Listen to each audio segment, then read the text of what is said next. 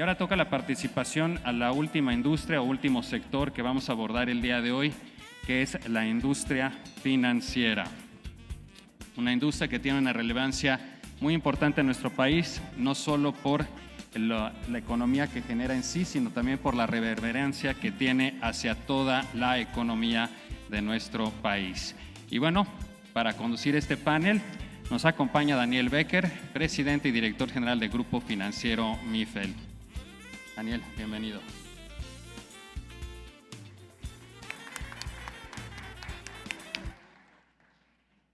Si le pueden abrir el micro. Bueno, sí. Antes que nada, muy buenos días a todos. Sabemos que ya van varios paneles y pues algunos estamos ya cansados. Esperamos hacer un panel ágil. Antes que nada, quiero agradecer a Walter y a Fer por la oportunidad de dirigir este panel interesante. Queremos hacer una sesión provocativa. Queremos hacer una sesión interactiva, que sea muy provocativa. Hay muchos temas. Nosotros sí hablaremos de Trump. Nos parece que este sector tendrá un impacto importante en lo que este presidente que se acaba de ser elegido tenga que decir y haga. Queremos hacer una sesión interactiva, digital, ágil. Me gustaría que las respuestas de los panelistas no duraran más de 1 minuto 30 para poder entre nosotros pelotear ideas y hacerlo ágil y luego escuchar las preguntas del público. Que la discusión tenga sobre todo valor para este muy valioso auditorio que se encuentra hoy, esta tarde con nosotros. Quiero presentar de mi lado izquierdo primero a Luis Solórzano. Luis Solórzano es el director general de Advent International, uno de los private equities más prestigiados y de mayor volumen y tamaño en el mundo. También quiero presentar del lado izquierdo del señor Solórzano Ari Naim, que es el Country Manager del IFC, que es el brazo privado del Banco Mundial, y del lado izquierdo a Santiago Urquiza, que es el director general de Viva. Viva es un proyecto para hacer una segunda bolsa mexicana de valores, lo cual me parece que también en este contexto pues lo hace sumamente interesante. A mí me gustaría empezar con una pregunta o con un comentario dirigido a todos y un poco a la luz de este contexto, en el contexto que estamos viviendo, sería muy valioso oír la opinión de cada uno de ustedes, cómo prepararse para este entorno de menor crecimiento, cómo prepararse para este entorno con más proteccionismo y cómo prepararse para este entorno de mayor incertidumbre. Yo quisiera preguntarle a mis 3 panelistas que me acompañan si en 1 minuto me pueden, por favor, decir cuál es su opinión de Trump, si cambian sus proyectos, si ven oportunidades o ven amenazas. Luis. Llevamos 20 años invirtiendo capital privado en México. Hemos pasado muchas cosas. Hemos pasado una recesión importante en el 2009, una fiebre H1N1. Somos inversores de largo plazo. Trump es un factor. Habrá que entender qué cambia. Pensamos que habrá sumas y restas, como en muchos de los cambios importantes que suelen darse. Pero la respuesta es no. Nosotros no vamos a cambiar el modelo de negocio en lo absoluto. En lo absoluto, nosotros estamos aquí para quedarnos. La tesis de Inversión México, anclada en una expansión de una clase media, una base industrial muy competitiva, sectores sumamente dinámicos y en crecimiento como turismo que escuchamos en nuestro panel anterior, cierto déficit de servicios, la baja penetración del crédito en México, todo eso está ahí. Todo está ahí, no va a ningún sitio el año que entra, ni en 2 años, ni en 3, ni en 4. Entonces, creo que tendremos que esperar, creo que hay que esperar a que este periodo de incertidumbre, que para nosotros lo peor es la incertidumbre porque no sabes dónde ponerte, pero despejándose la incertidumbre en los próximos meses, habrá que entender qué ajustes habrá que hacer, si es que hay que hacer alguno, pero la parte esencial del negocio de nosotros, que es impulsar empresas, encontrar compañías con potencial y capacidad de desarrollo, no vamos a afectarlo en lo más mínimo. Ari, como responsable del IFC, ¿ves cambios en la estrategia y el modelo de negocio? La IFC es una multilateral, la más grande que se dedica a la financiación del sector privado. Y aquí tenemos una cartera de inversiones de 2.400 millones de dólares en infraestructura, sector financiero, educación, sector agropecuario.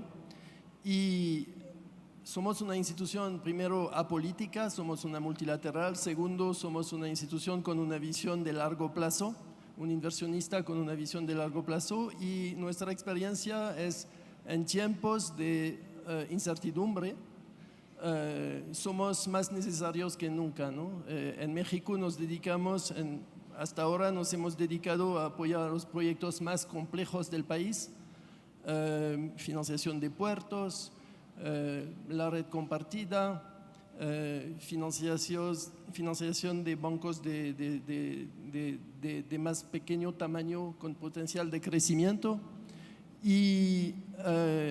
Pero obviamente en tiempos de incertidumbre estamos listos para poner nuestro pie de manera más fuerte en México si se necesitara inversiones. En ese orden de ideas, Ari, déjame hacerte una pregunta. El mercado espera un crecimiento para el 2017. Hay bancos que ya pusieron el crecimiento en 1.1, algunos en 1.8, y yo creo que conforme vayan pasando los trimestres veremos cada vez un menor crecimiento por parte de los analistas. ¿El IFC pudiera ser un sustituto del crédito bancario en caso de que haya una disminución de la actividad crediticia? Claro, es parte de lo que llamamos nuestro rol contraciclical, ¿no? En México regularmente somos muy cautelosos en no competir con la banca comercial, no competir con la banca privada internacional. Ahora, si estuviéramos observando un dry up de la liquidez, por cierto, estaríamos aquí presente y estamos aquí presente con metas muy fuertes para México. Santiago, tienes un proyecto ambicioso. Llevamos toda la vida en nuestro país con una sola bolsa mexicana de valores, 150 emisoras, 36 hacen el índice y un grupo industrial y económico y financiero hace una parte importante de ese índice. Este entorno y este contexto complejo, ¿cambian los planes para Viva? Definitivamente no los cambia.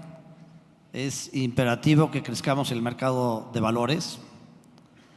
Las economías que crecen, que basan su financiamiento en el mercado de valores, es decir, por capital más que por deuda, tienen la ventaja de crecer de una forma más dinámica.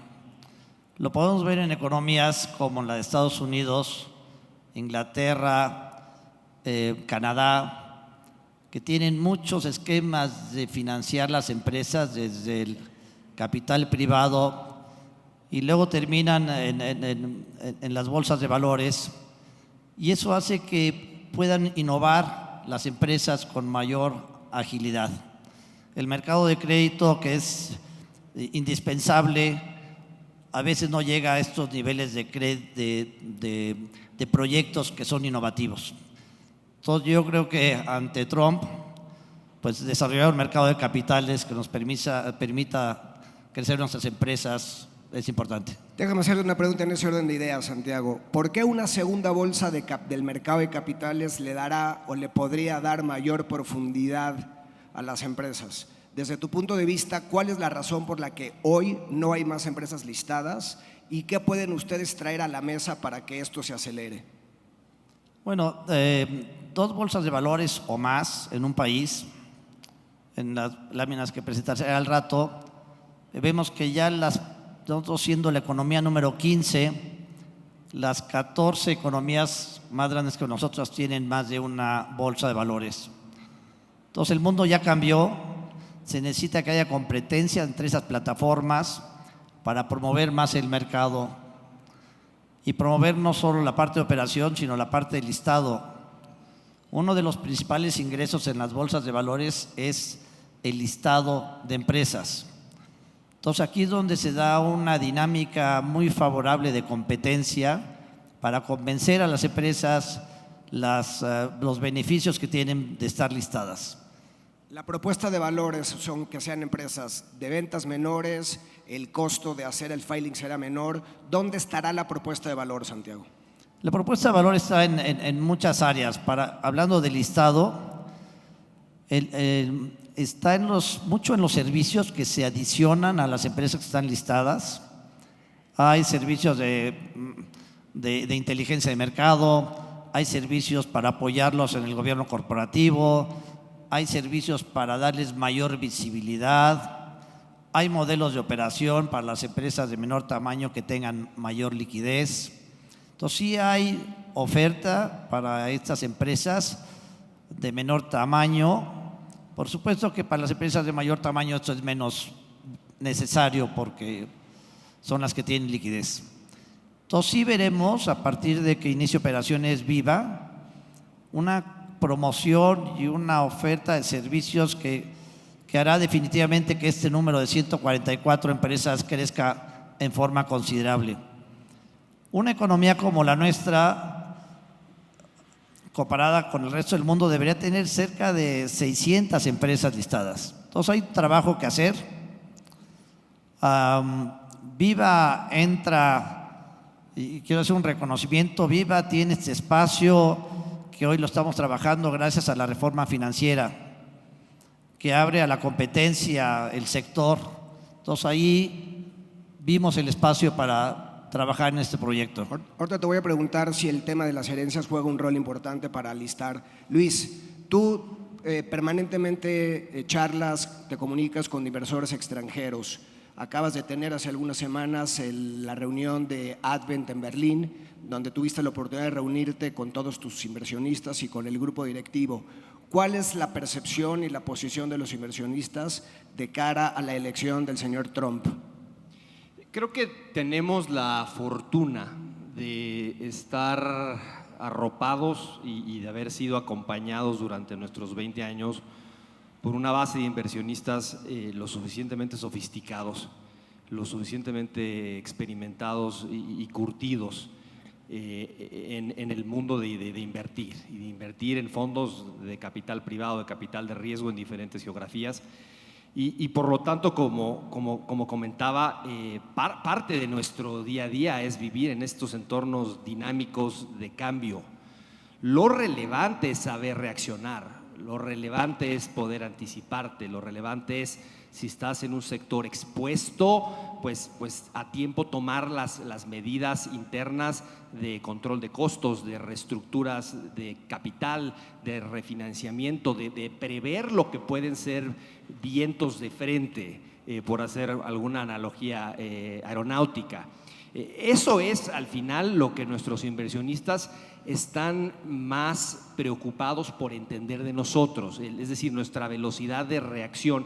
Y a su vez es lo que yo comunico y lo que trato de conversar con empresarios. Uno es, ante un cambio, entender cómo me puede afectar y qué puedo hacer dentro de mi compañía para estar mejor posicionado para enfrentarlo. Y número dos, siempre hay oportunidades, siempre hay oportunidades. La realidad es que hemos tenido la fortuna de estar en este país durante 20 años, hemos invertido en más de 25 compañías y nos ha tocado participar en negocios en momentos complicados y al final creo que también esa es parte de la habilidad que los empresarios en México también tienen. Me gustaría también hacer esta pregunta para los tres. ¿Confían en la resistencia de los fundamentales de la economía mexicana? Ari, te hago esa pregunta y te pregunto además, a partir de la nueva política que vendrá en los Estados Unidos, ¿qué podemos esperar en nuestro país, particularmente para el sector financiero? Nosotros vemos México como mucha gente en el mundo, como un país con ventajas estructurales muy fuertes. Primero, su fuerza de trabajo joven y su juventud, su situación geográfica, obviamente su apalancamiento a Estados Unidos. Y entonces no tenemos duda que el país está en una posición para tomar liderazgo en muchos temas globales. Ya es una economía muy abierta y en la clave en cualquier tema de inversión, y creo quizás es algo en el cual México hubiese podido mejorar antes, es diversificación, ¿no? Entonces, primero yo diría, se puede diversificar. Si me lo permites, quisiera regresar al punto que destacó Santiago. El sector financiero mexicano es sólido, es líquido, pero sí tiene mucho espacio para crecer, es pequeño. Es pequeño, acceso a financiamiento para el sector privado es 30%, es mucho más abajo del promedio de Latinoamérica. Los activos de la banca comercial son más o menos 45% del PIB, que en Brasil es 95%, en Turquía son 115%. Entonces el sector bancario y financiero mexicano tiene que crecer mucho más de donde está, y en particular la deuda también de largo plazo a través en particular de los mercados de capitales. También la deuda de largo plazo en emisiones de deuda del sector privado son 17% del PIB, en países desarrollados son 45%. Entonces, la necesidad para un sector financiero más grande comparado a la economía de México es clave para soportar este esfuerzo, para apoyar este esfuerzo. Coincido con lo que dices, Ari, nada más hay que recordar que el financiamiento de la banca al sector privado viene del 20% del PIB al inicio de este sexenio, y hay un compromiso de llegar al 40% del PIB. También cuando estos crecimientos se dan de forma muy abundante y luego vienen estos procesos de lentitud de la economía, ya hemos pasado por algunos… Y también hay que ser justo y reconocer que hay un México antes de las reformas y un México después de las reformas. Las reformas que se están implementando están abriendo todo un campo nuevo para financiación del sector privado en sectores que eran monopolios, y monopolios públicos en particular. Entonces, es verdad que hay mucho camino por adelante que es posible. Santiago, te hago 3 preguntas en una. ¿Confías en los fundamentales mexicanos de cara a tu proyecto de la nueva bolsa? En la bolsa viva, ¿habrá la posibilidad de emitir deuda y no solo capitales como lo hace la bolsa mexicana? Y tercero, ¿ven algún enfoque en particular en proyectos de capital para proyectos de infraestructura ligadas a gas, petróleo o energías renovables? Sí, déjame decirte cómo va a funcionar la segunda bolsa con respecto a la primera. Bueno, primero quiero contar un poco del contexto de dónde andamos en el proyecto. Nosotros empezamos a trabajar en el proyecto y la posibilidad de una segunda bolsa hace casi 4 años. Hace un año hicimos pública nuestra intención al solicitar a la Secretaría de Hacienda la concesión para establecer Viva, que es Bolsa Institucional de Valores. Y este año hemos trabajado muy intensamente con las casas de bolsa, que son los clientes de las bolsas, y muy intensamente con la autoridad regulatoria, Secretaría de Hacienda y la Comisión Nacional de Valores y Bancaria. Este trabajo ha consistido en definir cómo van a funcionar las dos bolsas, en hacer los cambios regulatorios para que quepan. Ya se alteraron algunas circulares, como la circular única de emisiones, la circular del SIC, la circular de Indeval.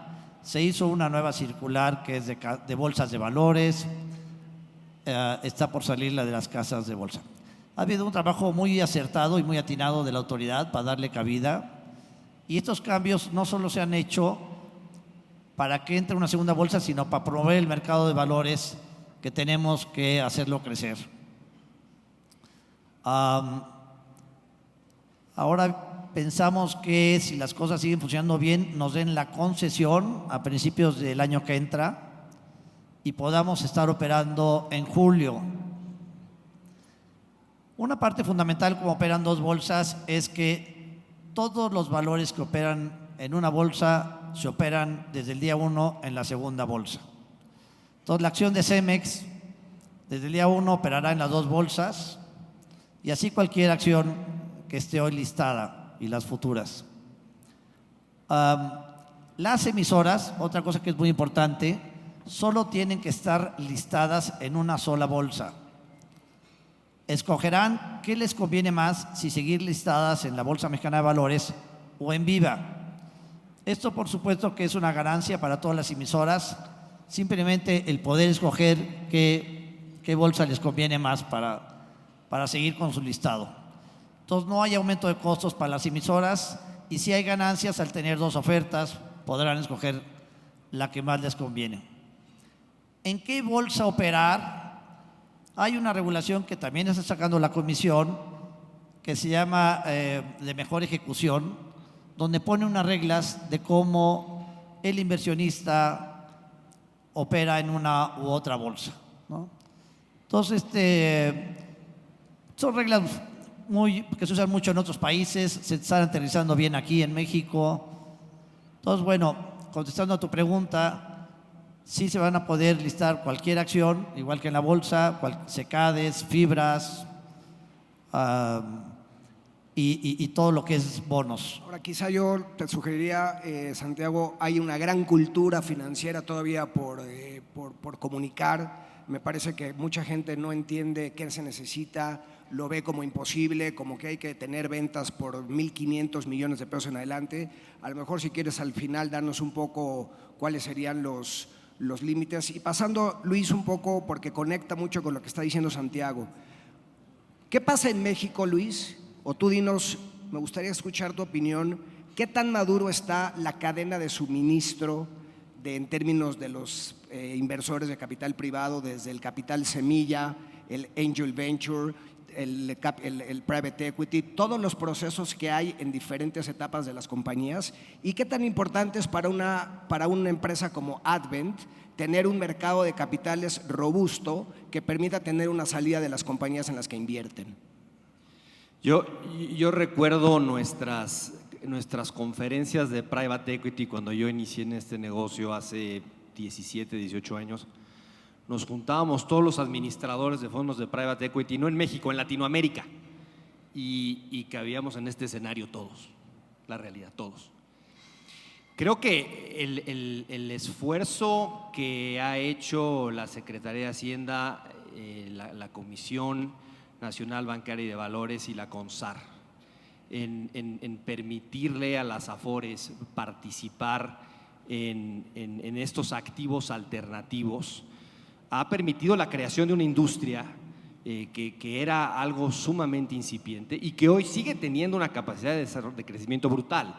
Digamos, el porcentaje que tienen invertidas las AFORES del total de sus activos, por supuesto esto depende de cada una de las CIEFORES porque hay restricciones distintas para cada una de ellas, pero no pasa el 5%, no pasa el 5% de un límite de 15 o hasta 20%, es decir, ya han creado un ecosistema importante y relevante y estoy seguro que todos aquí se han encontrado con administradores de fondos de capital semilla, de capital de venture, de private equity, energía, inmobiliarios, infraestructura, etcétera. Ya existe el ecosistema, se ha creado la industria, pero nosotros vemos, habiendo visto el génesis desde hace 20 años, hoy por hoy, 20 años después, seguimos viendo un potencial de desarrollo y de crecimiento de cada una de estas clases de activo muy importante y potencialmente muy beneficioso para México. Ahora,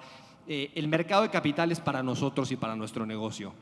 De las 26 compañías en las que hemos invertido en México, hoy por hoy hemos ya cerrado el ciclo en 20. De esas 20, 4 colocamos en bolsa. De esas 4 que colocamos en bolsa, 3 las colocamos en bolsa fuera de México. Es decir, de nuestras 20 salidas, 16 se las vendimos a otras compañías y acabamos colocando solamente una compañía en México. Esto es producto de dos cosas. Yo creo que por un lado había un diseño nuestro de invertir en negocios con valor estratégico para otros jugadores en cada uno de los espacios, pero por otro lado también tuvo que ver con la poca profundidad del mercado de capitales en México. Entonces, para mí, escuchar un proyecto como el de Santiago me parece una fantástica noticia y de verdad que los felicito. Yo creo que ese tipo de esfuerzos acercan las fuentes de capital a ese México que no está muy bien cubierto desde un punto de vista de servicios financieros. A lo que comentaba Ari, hay una parte de México que está sobrebanqueada, válgame la expresión. Pero ojo, hay otra parte que no. Hay otra parte que no puede emitir deuda porque no tiene las calificaciones o no puede emitir capital. Entonces, pensamos que es muy oportuno lo que está pasando y bueno, y felicitamos otra vez por el proyecto. Ari, yo te quería preguntar, tenemos un serio problema en nuestro país, la concentración del sector financiero. 5 de los bancos representan el 75% de la participación de mercado. Habemos algunos bancos medianos haciendo la pelea y tratando de hacer cosas. Tú conoces bien la institución. A partir de las políticas públicas que tú has visto que se ha hecho por parte del Banco Mundial de IFC, y entendiendo que en este foro va a ser escuchado por muchas personas y seguramente por algunos reguladores, ¿qué nos podrías dar como sugerencia para que la banca mexicana de capital mayoritariamente mexicano tenga un impacto mucho más importante en el sector y que no cuando haya una crisis en algún país europeo o norteamericano veamos que se detienen los proyectos porque viene una orden institucional de algún otro lugar que no es necesariamente local? Es un tema difícil. Ciertamente, una responsable, una de las causas de la falta de acceso al financiamiento en México es la falta de competencia en el sector bancario, ¿no? Entonces, nosotros, por ejemplo, somos un orgulloso accionista de Banca Mifel. Hemos apoyado a otros bancos de tamaño inferior en el pasado, pero son bancos que juegan un rol muy importante en la financiación de la pyme en particular, pero es difícil crecer a frente de los 7 gigantes, ¿no? Igual esta mañana me sorprendió que el panel de industria automotriz sea un panel financiero de verdad. El rol de las instituciones financieras no bancarias es muy grande en México y puede crecer mucho más también. Son instrumentos muy importantes para la financiación de largo plazo. Nosotros somos agnósticos en cuanto a banca nacional frente a banca internacional, pero sí es verdad, es nuestra experiencia que en particular en tiempo de incertidumbre o de crisis, la banca local es la que realmente se queda y que financia a las pymes, ¿no? Entonces, es un indicador importante. Y que seguramente, Ari, yo creo que lo que vamos a empezar a ver en el mundo es que estos bancos demasiado grandes, too big to fail, que van a requerir buffers de capital, las van a acabar, esto es una discusión que no necesariamente tenemos que tener en este panel, pero las van a acabar convirtiendo en utilities. Es decir, les van a pedir tanto capital que sus retornos sobre capital se volverán casi como un utility, como la compañía de luz o la compañía de gas. Y entonces serán más a lo mejor para fondos de pensiones y afores. Y yo creo que los bancos medianos con capital local, bien regulados como es la regulación en este país, no hay que olvidar que México es de los países que han adaptado con anticipación Basilea III. Y yo te quisiera preguntar si tú ves, Santiago, en ese orden de ideas, bancos mexicanos que ya están listos para poder hacer una oferta pública local, ¿qué beneficios tendrían? Y si les podrías decir a este público cuáles serían las características mínimas que deberían de tener para ser un candidato, para ser una empresa que cotiza en el mercado de valores. Sí, la verdad es que se ha hecho ya estos años un intento de ir bajando la línea de colocación pública. Las últimas 15 colocaciones, sacando las dos grandes, que una es Lala y otra es Temac, quitando esas dos que fueron colocaciones de 15,000 millones o cantidades similares, el promedio de las otras 13 es de 2,500 millones de la oferta pública que hicieron. 2,500 millones de pesos. 2,500 millones de pesos, sí. 2,500 millones de pesos que nos lleva, casi todas colocan alrededor del 30%, nos lleva a empresas que tienen un valor de 7,500 millones. Ese es el valor de mercado en promedio. Más sin embargo, entre estas 13 emisoras, vemos emisoras que fueron ya por 500 millones de pesos. O sea, sí estamos, nosotros pensamos, tenemos como objetivo en Viva nuestro promedio bajarlo a empresas que coloquen 1.500 millones en el IPO, empresas que valgan 4.000 millones, por ponerlo en ventas, empresas que vendan 2.000 millones. O sea, sí que creemos que ese puede ser un tamaño real que debemos de lograr. Muchos países han logrado esos estándares. Quiero comentar también que en los últimos 5 años las empresas que mayor rendimiento tuvieron dentro de la bolsa fueron las de small caps. Entonces sí hay apetito por esas empresas. Ahora déjame hacerte una pregunta y que tiene que ver un poco con lo que decía Luis, ¿no? Han hecho 20 salidas, 4 en el mercado de capitales. Digamos, eso te da una tendencia de lo que sucede con la profundidad del mercado de capitales. Yo cuando he hablado con tus colegas de otras bolsas, tanto aquí como en otros países, te piden, oye, es que la emisión mínima tiene que andar entre los 250 y 300 millones de dólares y además si no lo haces así va a tener poca bursatilización y tienes que flotar entre el 30 y el 40 y si no tiene bursatilización tu acción, entonces lo más probable es que pierda valor. ¿Qué opinas de ese comentario? Yo creo que yo lo que aconsejaría es que se acerquen con las casas de bolsa. Nosotros hemos estado en contacto con ellos y sí hay apetito de las casas de bolsa de colocar esas empresas que estamos mencionando. Y sí hay apetito de los inversionistas. Por supuesto que hay cosas que mejorar, como es la liquidez, importantísimo. Hay modelos. Creemos que nosotros vamos a aportar algunos modelos de liquidez, de operaciones en bloque y algunas otras para ayudar a la liquidez de estas empresas. La nueva regulación, los cambios que ha hecho la autoridad han ayudado. Por ejemplo, quitaron la calificación de muy bursátil, de mediana bursatilidad, de baja bursatilidad, cosa que paradójicamente impedía préstamo de valores en estas empresas y si no hay préstamo de valores es más difícil lograr liquidez. Dime una cosa, Santiago, Luis, ¿por qué no se ha hecho gestión con la autoridad para que las Afores participen con mayor agresividad en el mercado de valores y le den mayor profundidad? ¿Qué pasa? ¿Qué sucede? ¿Cuál es la psique? ¿Por qué no lo hacen? Yo pensaría que faltan valores. O sea, no puedes tener esas cantidades tan grandes de recursos comprando pocas emisoras porque todos tenemos un boom artificial, digamos, ¿no? Entonces, yo creo que tenemos todos que lograr sacar más empresas.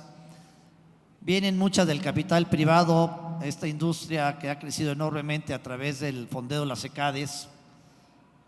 Hay 100,000 millones fondeados ya con SECADES y hay autorizados hasta 200,000 millones. O sea, vienen muchas empresas ahí fondeadas.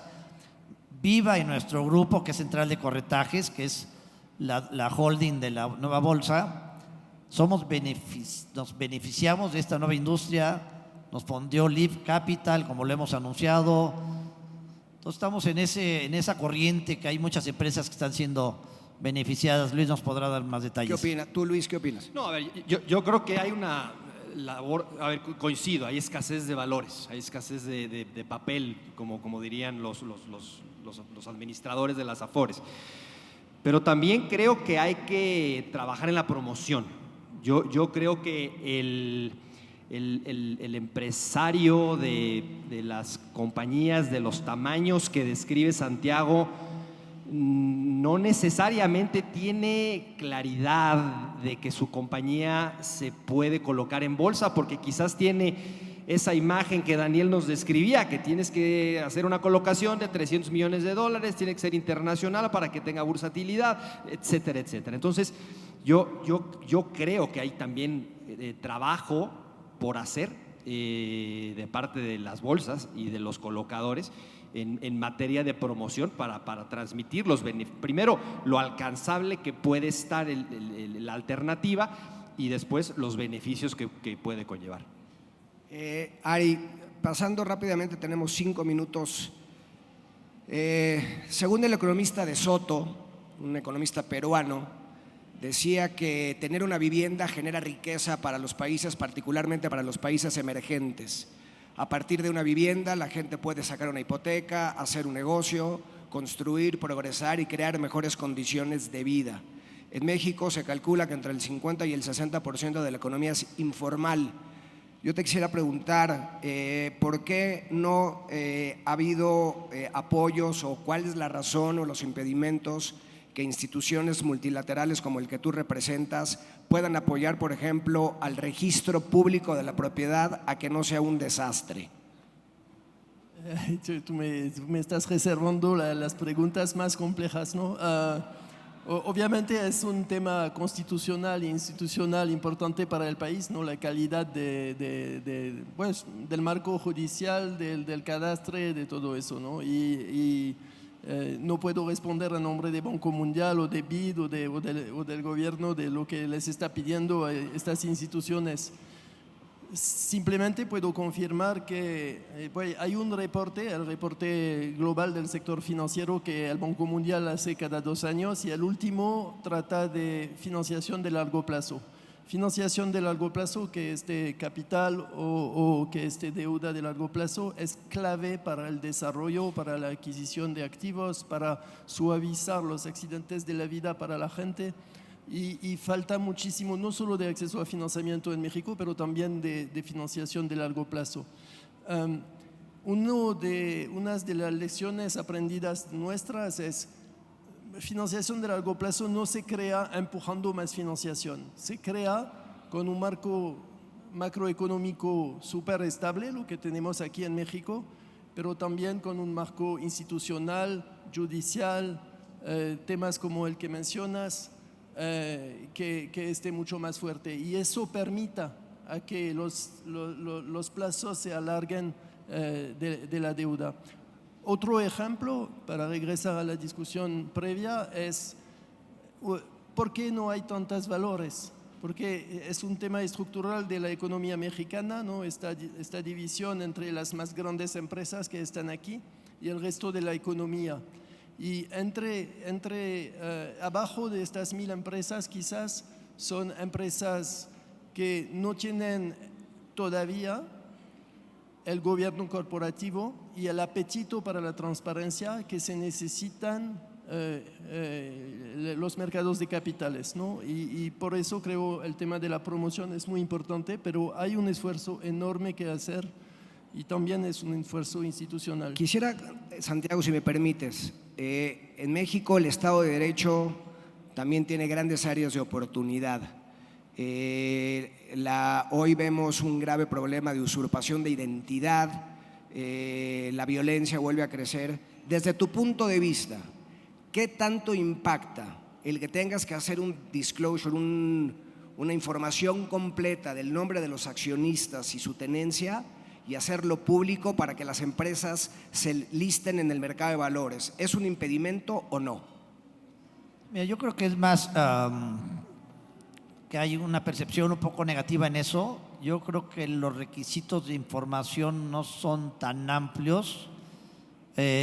Para todo hay soluciones, y yo creo que el gobierno está dispuesto a trabajar en ellas. Ya lo vimos en el caso del IFE, que te preguntan si quieres poner o no tu dirección, ¿no? Entonces yo creo que hay cosas que pueden progresar en eso, que la gente se siente más cubierta, pero no creo que sea un impedimento. Yo creo que un impedimento, y yendo con Luis, es más promoción. Si un mensaje me gustaría dejar aquí es que el mercado público es el mejor socio que puede tener una empresa. Y es el mejor socio porque tiene abundantes recursos, nos permite tener bajos costos de transacción. O sea, el costo de emitir en el mercado público 3,5%, 4%. El costo de emitir en capital privado es 6, 7%. O sea, el costo no es muy alto, y para las sucesivas compraventas pues es francamente bajo. Santiago, perdóname que te interrumpa, tenemos un minuto y quiero hacer unas remarcas finales.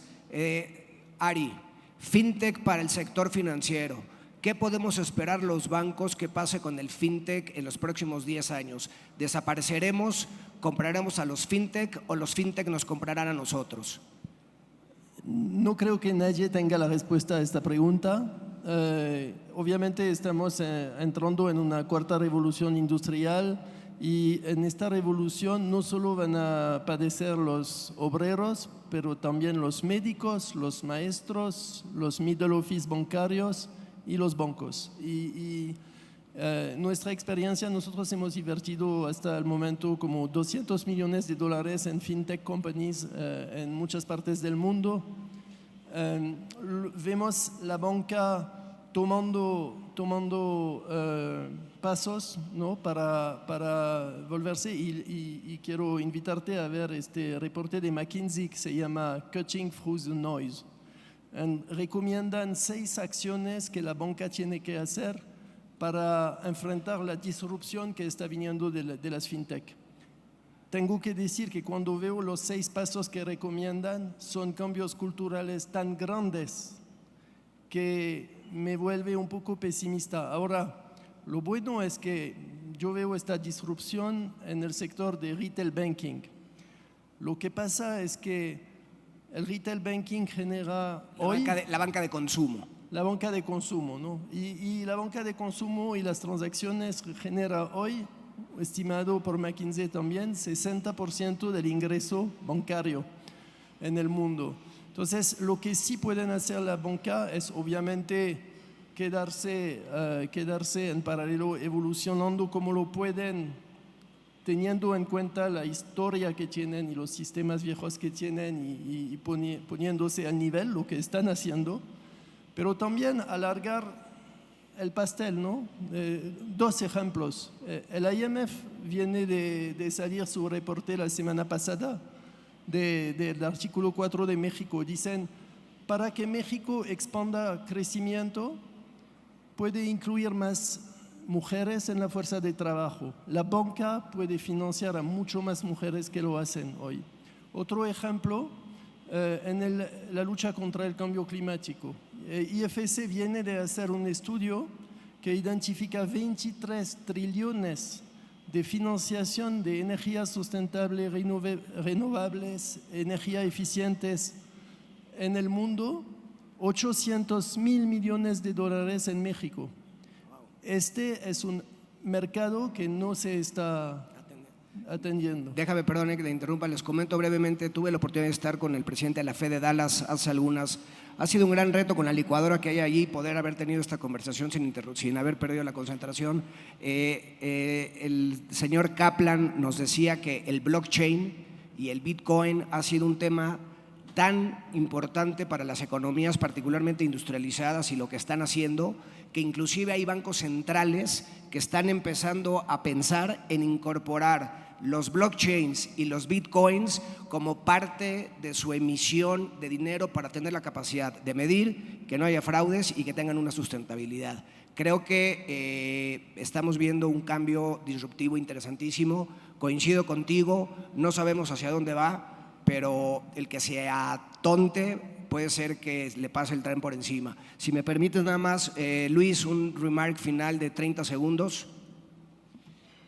Muy optimistas en relación con las perspectivas y desde nuestra ventana preparados siempre para ayudar y aportarle a los empresarios mexicanos. ¿Oportunista o de largo plazo? De largo plazo y oportunista. Ari. Optimista, definitivamente, listo para intervenir en México. Nuestras metas son $4 mil millones de inversiones nuevas en 5 años. ¿Crees que México siga siendo el país consentido o volverá a ser a Brasil próximamente? No, creo que México tiene ventajas únicas que lo posiciona como un líder global ¿Aún con Trump? en los pocos años que vienen. Aún con Trump. Santiago. Optimista, y creo que una importante solución es crecer nuestras empresas con fondeo de capital. Yo creo que tenemos un país maravilloso, hemos visto crecimientos en el sector de forma abundante. Luis comentó algo que yo me quedaría con esa idea. Gracias a las tasas, me preguntaba hace rato si van a subir las tasas de interés, es algo que un banquero central no dice, un banquero comercial menos, pero la Fed subirá muy probablemente 98% las tasas el 14 de diciembre, eso nos puede dar una guía, pero hemos vivido durante los últimos años con tasas bajas, estabilidad y con una gran recuperación de la clase media a través de créditos de largo plazo a tasa fija. Espero que haya sido de su interés, muchas gracias y espero que haya un par de preguntas.